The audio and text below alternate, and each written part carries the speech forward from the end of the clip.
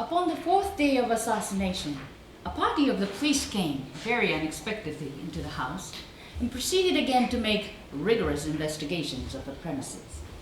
Secure, however, in the inscrutability of my place of concealment, I felt no embarrassment whatever. The officers bade me accompany in their search. They left no nook or corner unexplored.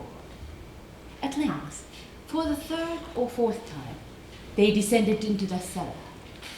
I quivered not in a muscle. My heart beat calmly as that of one who slumbers in innocence. I walked the cellar from end to end. I folded my arms upon my bosom and roamed easily to and fro. The police were thoroughly satisfied and prepared to depart.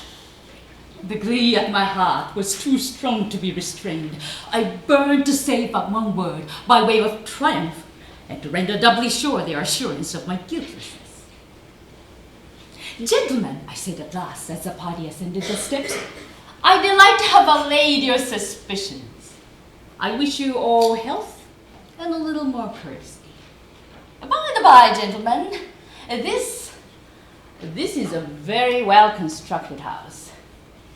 In a rapid desire to say something easily, I scarcely knew what I uttered at all. I may say an excellently well-constructed house. These walls, are you going, gentlemen? These walls are solidly put together. And here, through the mere frenzy of bravado, I rapped heavily with a cane which I held in my hand upon the very portion of the brickwork behind which stood the corpse of the wife of my bosom. But may God shield and deliver me from the fangs of the arch-fiend. No sooner had the reverberation of my blows sank into silence than I was answered by a voice from within the tomb, by a cry. At first, muffled and broken, like the sobbing of a child, and then quickly swelling into one long, loud, and continuous scream, utterly anomalous and inhuman, a howl, a wailing shriek, half of horror and half of triumph, such as might have arisen only out of hell, conjointly from the throats of the damned in their agony, and of the demons that exult in the damnation. Of my own thoughts, it is folly to speak. Swooning, I staggered to the opposite wall. For one instant, the party upon the stairs remained motionless through extremity of terror and woe.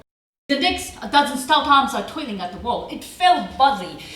The corpse, already greatly decayed and clotted with gore, stood erect before the eyes of the spectators.